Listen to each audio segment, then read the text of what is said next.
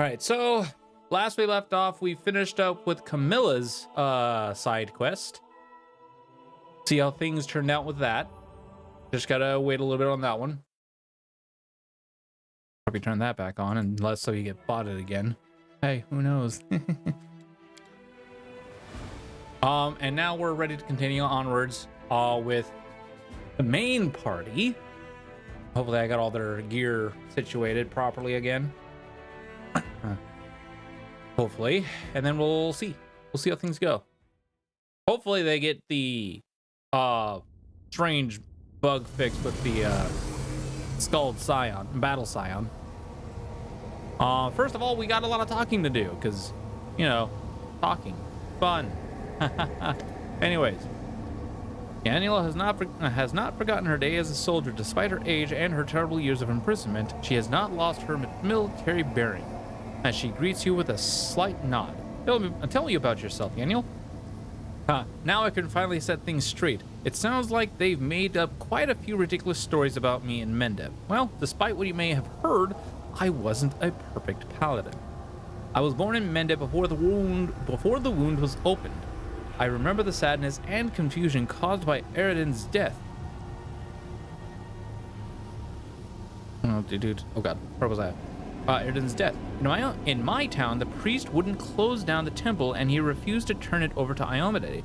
Delegations were sent to the priest to explain what happened. They tried to convince him of Eridan's death, but he never believed them.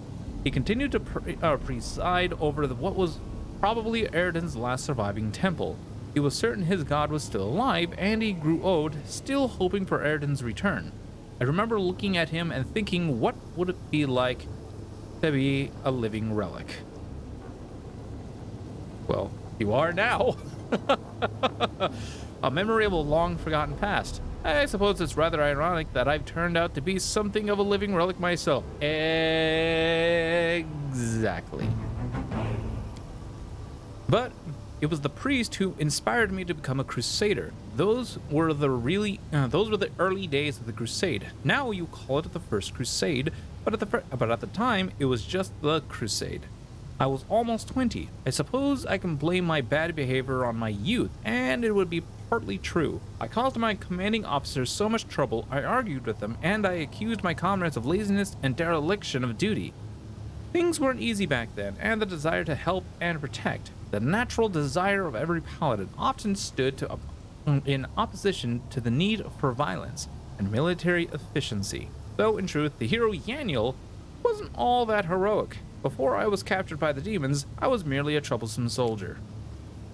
I think I see a familiar fire in the eyes of Sela, your companion. A brave girl, and her heart is in the right place, but she's so young. She still has a lot to learn. I want to hear more about your youth. Tell me about your time in the First Crusade. The rebellious of my youth. Yaniel chuckles good-naturedly. Although youth might not be entirely accurate. You see, my greatest act of rebellion actually helped during the 10th or 11th year of my service. I had a public argument with the leaders of the crusade and told them that I was tired of fighting alongside them. I said they were timid and indecisive. I accused them of turning a blind eye to injustice. Among many other things, Anyway, I declared that I had better be off on my own. Things got pretty heated, and one of the priests shouted that he'd ban me from service. Well, I shouted right back. I told him he didn't have the right. Only Iomade could reject my oaths of duty. After that, I took my sword, Radiance, gathered up all my belongings, and headed straight to the wound. I was ready to be a hero all on my own. I was in the world wound for 2 years. Everyone thought I was dead. I strayed far, even farther than the cursed city of Iz. Okay. I managed to free a lot of prisoners who were being held captive by the demons and cultists, but then I was faced with a new challenge. I had gotten them home, and that's when I started to finally understand my commanding officers. When I was by myself, I could be reckless. I could throw myself into the fray. But when I was forced to look out for others, things became more complicated. Suddenly, every decision mattered. I was responsible for the lives of these prisoners. Many of them were crusaders, and quite a few of them were reckless hotheads like myself. It was a long, exhausting journey. It pushed me to my limits, and I came very close to breaking my vows, but I made it. I kept everyone alive. I managed to get them all safely to the gates of Dresden. and the welcome we received. I suppose our triumphant return is what started the whole myth about Yaniel the saintly hero. But do you know who came to greet me? Do you know who welcomed me home? The two people I argued with before my departure, my commanding officer and the priest. We nearly fell into each other's arms, and there were so many apologies on all sides. The priest's name was Anthoclitus. Anthoclitus. Okay. And he later became one of the patriarchs of the Church of Iomade. And the name of my commanding officer was Staunton Vane.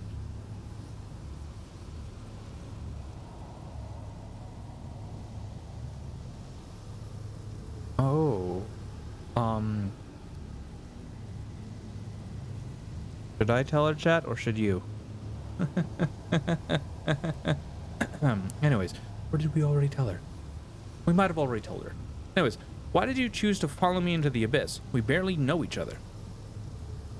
Well, I suppose the obvious answer is that I wanted to help you. After all, you saved me from endless imprisonment. But there's more to it than that. After the events of the Midnight Fane, the Queen announced that you had departed on a highly sensitive mission. Everyone was excited about the commander, but no one cared much about a strange old woman, even if she did share the name of a legendary hero. Animal shrugged slightly, as if she's still somewhat puzzled by her status as a legendary hero.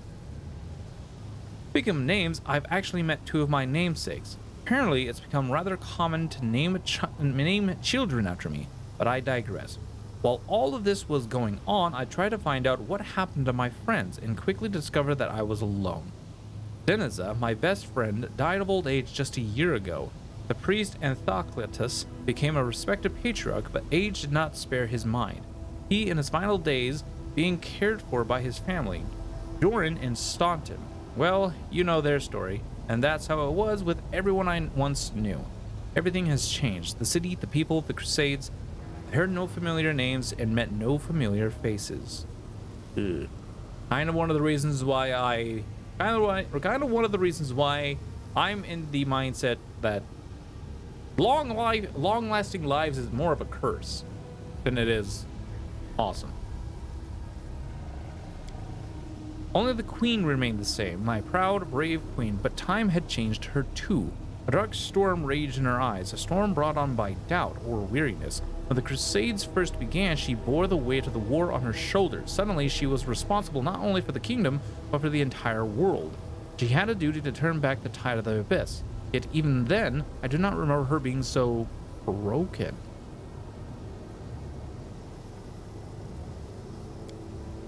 Long story short, I felt lost in Dresden.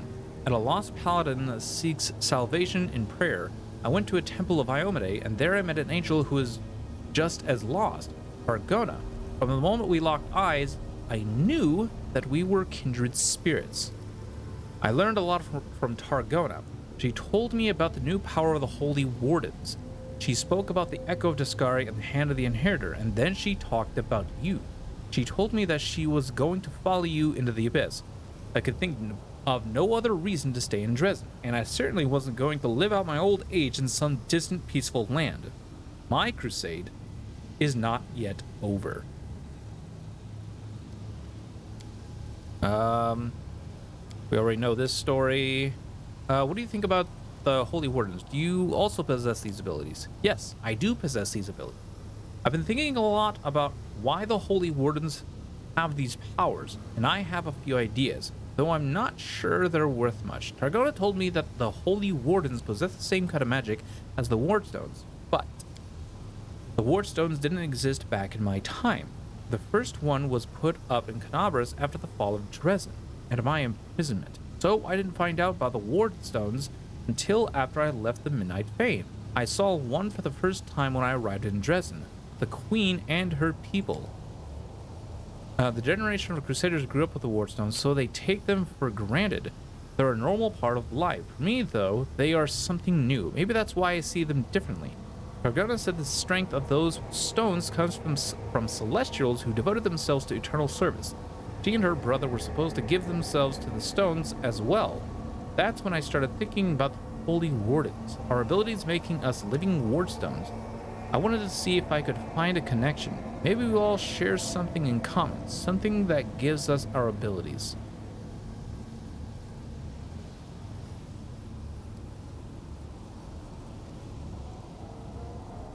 Abnegation? What the hell is that?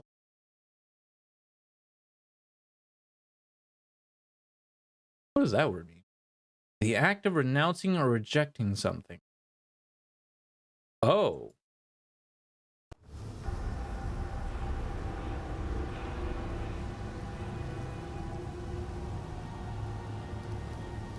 Abnegation? What a very good word. Yes, I think you have it.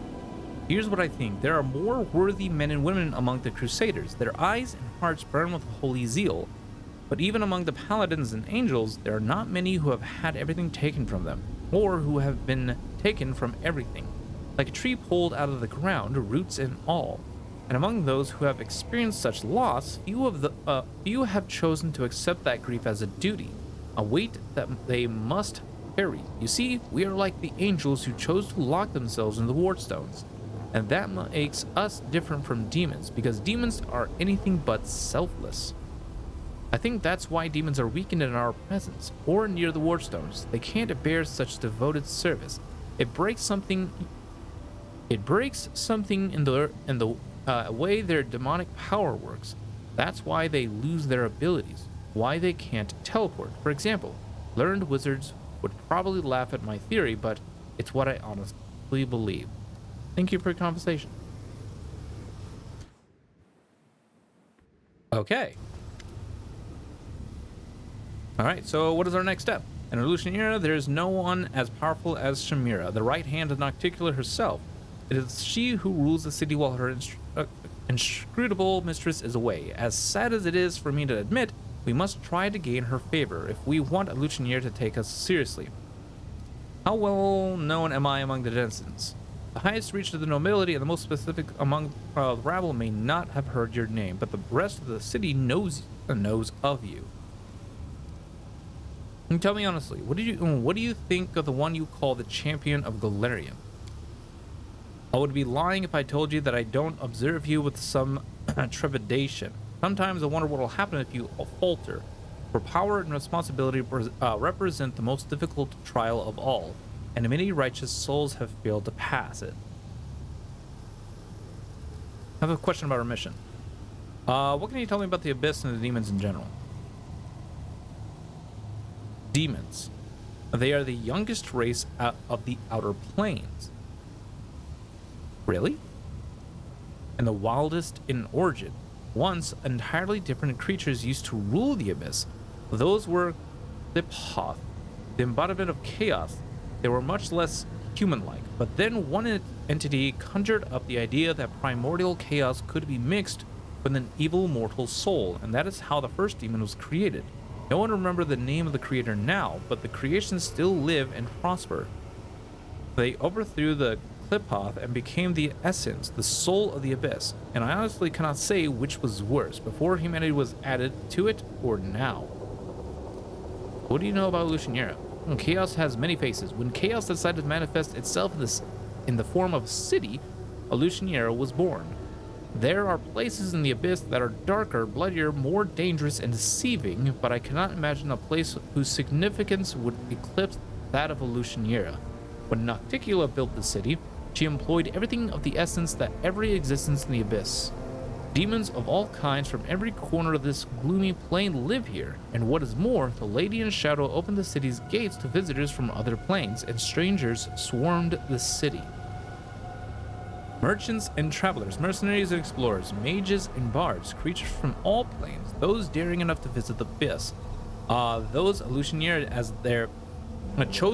as their destination. The city is divided by two sets of walls, between which lie the quarters open to outsiders. One set of walls protects Nocticula's guests from the rabble and the poor, who are desperate enough to violate their rules, orders for a chance to get a coin or two. The other set of walls protects outsiders from the city's nobility, who can flout Nocticula's recommendations without any reason at all, merely on a whim. But do not think that there is a single place in Illusionera that is safe, where danger lurks around every corner. Tell me about Nocticula. Lady in Shadow, the first of the succubi kin, and likely the most dangerous demon to ever been spawned by the Abyss. Sounds reasonable. I cannot tell you much about her, for she cunningly hides in the shadows, eluding the daggers of her foes and the schemes of her rivals. All I know is that she gained power after she overthrew Viriavaxis.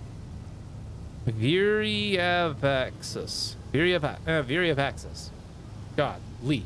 Names. Hey, Grouchy. Good evening to you. How are ya? Names, chat. Names. Viriavaxis. Viriavaxis. I'm hoping I'm pronouncing that. Viriavaxis, who was the lord of shadow demons. She took his powers, his realm, and his subjects, and that merely whetted her appetite. Many demon lords have perished since then, cut down by her treacherous and sudden strikes. With each fallen enemy, her power grew stronger and her glory greater. I cannot tell which of her weapons is more dangerous. Her unerring strikes, her seductive charms, her unbridled courage, or her astounding stealth. You must be aware of all these dangers. Yeah, good luck pronouncing those names. Names. I'd like to know more about Shamira. Shamira, the Ardent Dream. This name once rang with purity and glory, but today it is tarnished with shame and treachery. Born in the upper planes, she was granted the high honor of kindling the flame of dreams in mortals, to fan it and protect it from the frigid chills of sorrow and cynicism. Hey, a word I know! Ha ha! Shamira performed her duties faithfully until she made one single mistake. I will spare you the details, but all I will say is that the grandeur of the dream she fostered was equal only to the bloody price of its realization. It was a majestic but somber dream, and Shamira let it come true. Then she fled. Either cowardice or certainly her rectitude kept her from standing in front of her superiors and answering for her actions.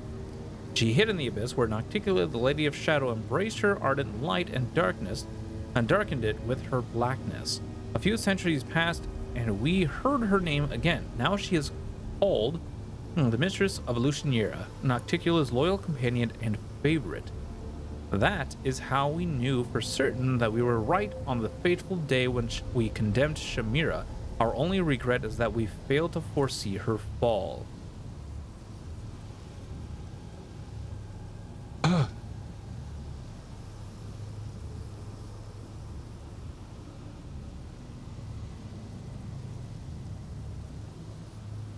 Fun. What is so dangerous about Hepzibah? She is the worst of all Baphomet's offspring. She gained this grim title in the bloody conflict with her own brothers and sisters, and she brutally wiped out everyone who stood in her way. She did not even fancy her own mother and doomed her to a cruel execution. As a reward for her eagerness and loyalty, Baphomet granted her use of his most cherished tool, Templars of the Ivory Labyrinth. However, now an even greater threat has arisen under Hepzibah's rule, unusually powerful demons, the source of whose strength is unknown and most dangerous to us. The Crusaders have encountered such demons only a scant few times, but should an entire army of such fiends appear, Dresden would fall, Neresian would fall, and then all of Aveston would follow, and even Golarion would not stand a chance against them.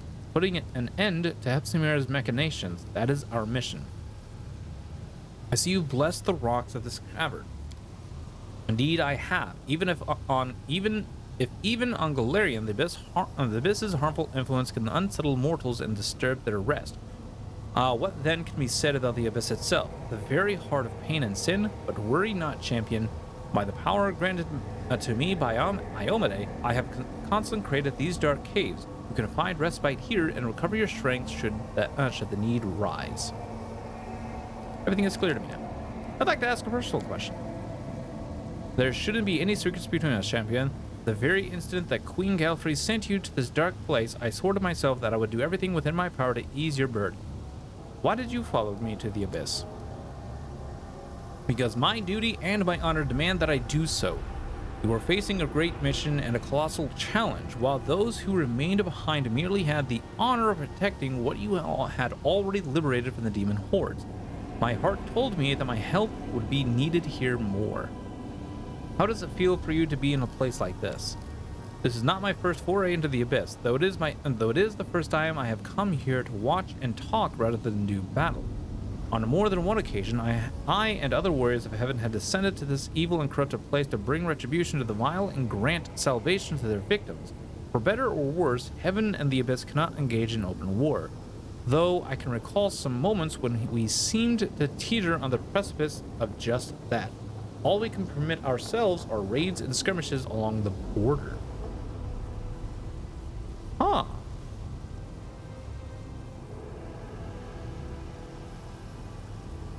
Yeah, I remember like there was a conversation about this. It might have been with him or it might have been with somebody else, but essentially, if an open war did break out, there goes Galarian. Is ultimate victory over the demons even possible? It is, but it's not the kind of victory you dream of. The abyss lives while evil lives in the hearts of mortals. Demons don't just appear from nothing. Most of them originate from the souls of people who committed themselves to evil while still living. That's why the war of the abyss, should it ever start, may be never ending.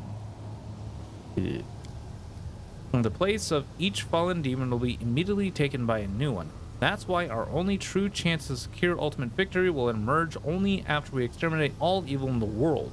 We must achieve a situation where not a single soul would voluntarily resort to the evil deeds, when mortals themselves, by their own free will, turn to the light all at once. But no one in the universe knows how to achieve that, and many who have tried ended up as tyrants and false prophets. May heaven guard me against such a fall. What are your thoughts on Galfrey's latest order? Iomade has never striven to rule over mortals. She has only guided and helped them. Though I should follow her example and never try to interfere with your way of life or question it.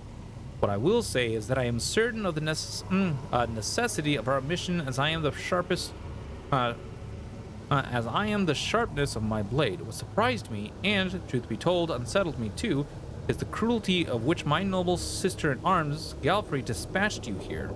The Queen has every right to give you orders to her commander, but a right without righteousness is worth little.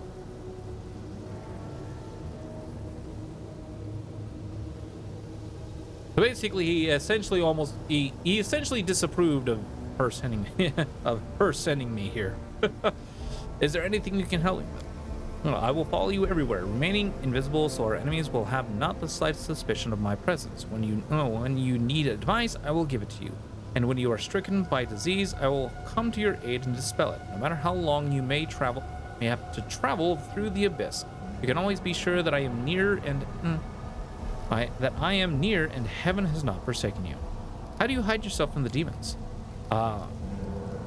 This magic spell turns me into an invisible spirit, hidden from the eyes of everyone who is born in the abyss, and whose heart has been blackened by evil. Those who hail from other planes are capable of seeing me if they use magical sight of some kind, as well as those few whose woeful fate was to be born and raised here while carrying light and purity in their souls. But my protection from demons is very effective and will work until I myself decide to appear in my true form to rejoin the battle or help someone in need. Because it's clear there are ulterior reasons for it. Yeah, Galfrey is jealous. Can you heal me?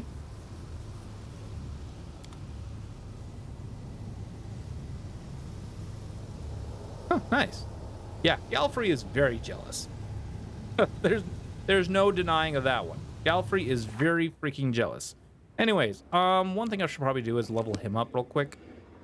I might as well give him... Oh, he already has Thug, so...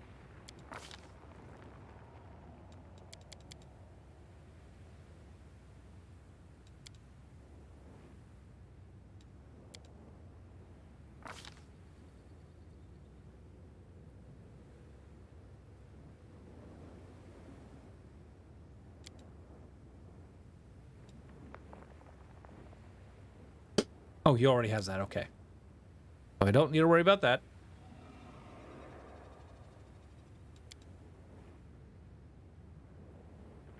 Sneak attack, weapon focused, weapon axes. Do you have another weapon focus? Double slice, improved weapon fighting. Hammer the gap. No, hold on. Yeah, I'm gonna pop that off real quick. Enter this. Dwarven war axe. This is just a simple hand axe.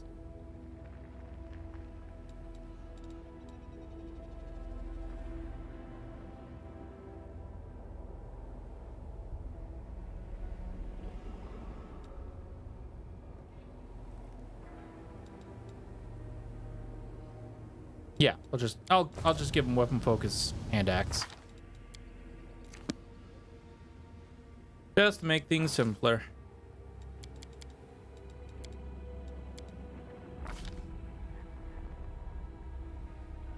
Oh, wait, actually.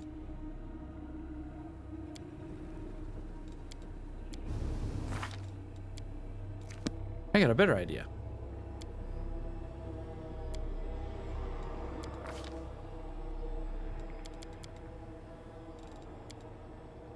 Boom.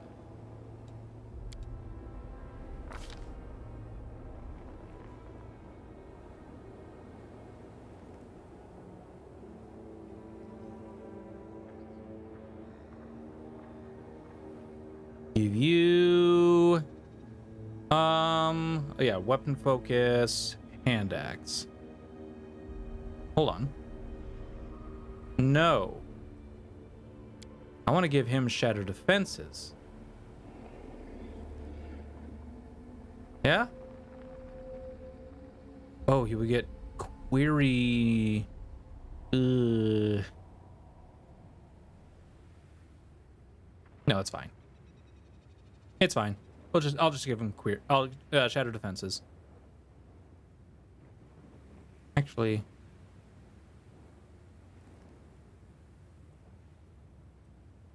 any shaken, frightened, or panicked opponent hit by you as this round is flat-footed in your attacks until the end next turn. This includes any additional attacks you make this round.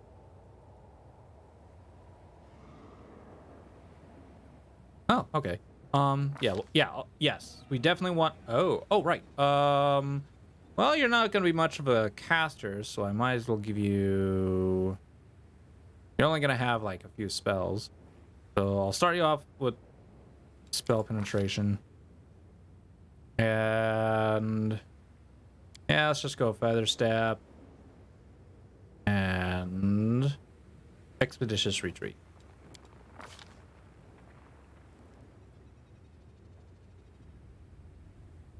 Yeah, that's fine. Okay. He's all ready, so for when we get up there and get up to do his quest. Beforehand, I want to double check spells real quick. Now, there's been some kind of issue going on here, I think. Hold on. I need it. So, like with Kamalia, she should definitely be getting more spells in this slot. Maybe she should definitely be getting more spells. And I'm not sure why. Hila, she needs more charisma to get fourth level. Which that was awkward.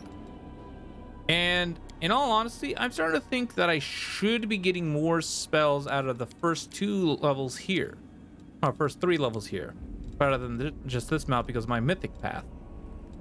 Or because the feat I took. Abundant casting. But, whatever. It's fine. It's fine.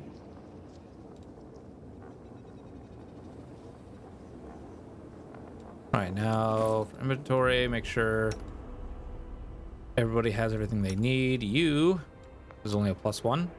Here, have a +2. Slight upgrade, but hey.